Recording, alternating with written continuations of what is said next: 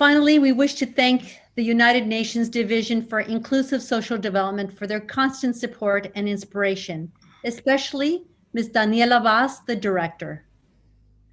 We want to express our gratitude for making this project possible. And so we invite you, Ms. Bas, to make the concluding remarks for this event. You have the floor, Ms. Bas. Thank you very much. You have unmuted me, so now I can talk.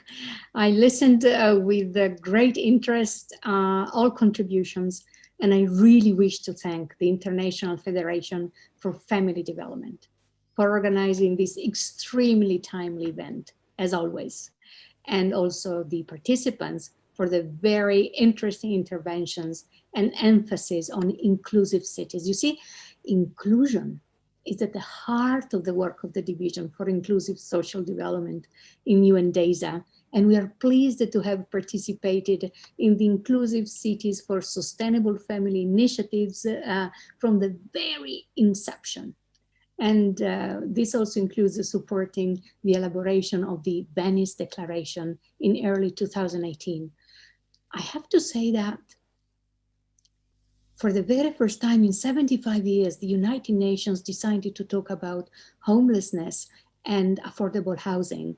And this topic was discussed during the Commission for Social Development. As my colleague from UN Habitat mentioned, we have a wonderful relationship with UN Habitat since they deal with urban areas, and we deal with people, particularly people in vulnerable situations. In fact, you might know that DESA is the focal point globally within the UN system on family, on youth, on older persons, persons with disabilities, and indigenous peoples, and families, of course. So when we see that there are so many UN organizations and other entities engaged on family and youth, and all the various social groups we are talking about, we are not but happy. Now, even before the onset of the COVID-19 pandemic, member states recognized the world was not on track to achieve the 17 Sustainable Development Goals of the Agenda 2030 to be reached by the year 2030.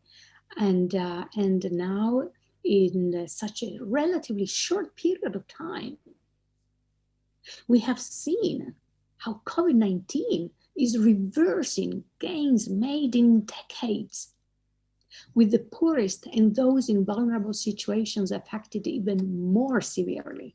Today, we have considered what this means for achieving, for instance, the Sustainable Development in SDG 11 and the focus areas of the Inclusive Cities for Sustainable Family initiatives. So in my closing remarks, I would like to focus especially on two of these themes, housing and new technologies, with a focus also on inclusion. As you know, next year, during the Commission for Social Development, we will be discussing digital technologies and social development, that it fits so beautifully in what you are doing at the level of cities.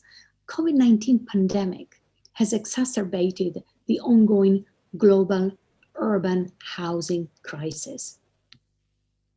Nearly 1.8 billion people lived in overcrowded or inadequate housing, slums, and slums-like conditions, or in a state of homelessness with acute risks of exposure.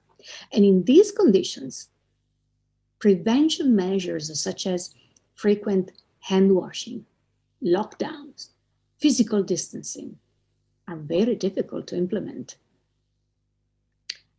Orders to shelter in place have also put in place a sharp focus on fundamental roles, affordable housing, on the focus and the fundamental role that affordable housing plays in the lives of families and individuals. But the current pandemic has not only worsened by the urban housing crisis, it has also worsened it because many people, including vulnerable families, are at risk of falling into homelessness due to job loss, income reduction, and risk of eviction. Many governments have acted with innovative short-term responses. such as eviction moratorium or unemployment benefits. And these are good starting points. And the demonstration that where there is political will, decisive actions can be taken in a very short time frame. However, these should be integrated with long overdue policy shifts and structural solutions to address the urban housing crisis. And in all responses, priority should be given to people with the most severe housing needs, especially families with children, to avoid long-term negative effects of homelessness on children, the present and new generation and future generations that are going to lead us. To build better in the aftermath of the crisis, policies and programs supporting families living in poverty are also needed, including gainful employment for parents. At the international level, the global problem of homelessness has been taken up at the UN, as we have already said during the UN Commission for Social Development, this year.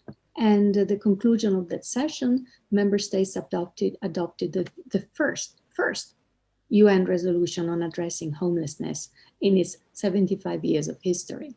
Now, I wish to highlight the role of technologies, which will be addressed, as I said, to the next commission in February 2021. New technologies are playing an important role in the urban response to COVID-19 and have the potential to promote inclusion in times of physical distancing. Local governments have undertaken innovative solutions for COVID-19 response and provisions of services, applying digital tools such as health mobile apps and social mobile apps where the broadband is available, and hopefully people have the infrastructures necessary to benefit of digital technologies. So all of this has been done for tracking and containing the virus, for information and awareness campaigns, and for providing essential services to citizens. And the pandemic has exposed, however, the inequalities that underpin a significant digital divide.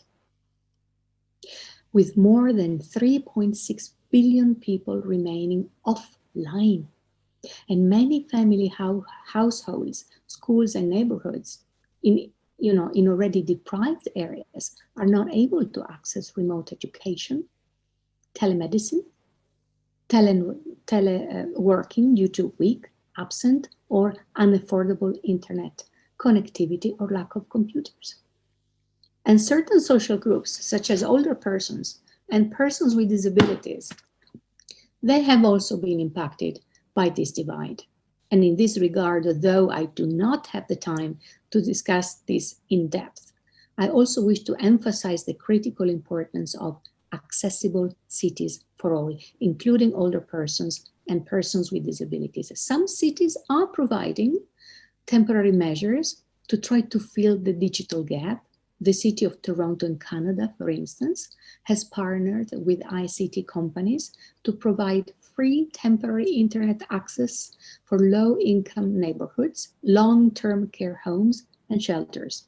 Milan in Italy has launched a call for donations of devices or internet connections to schools that have started remote learning, and strengthening and extending the access to internet access and digital equipment becomes a very important feature of recovery and resilience as cities move from emergency responses to long-term strategies. So with this, I wish to commend again the organizers for this successful and engaging event, and participants for their emphasis on inclusive cities in which family care and well-being is central. And I look forward to future endeavors together as we work to achieve inclusive cities for sustainable families. Thank you.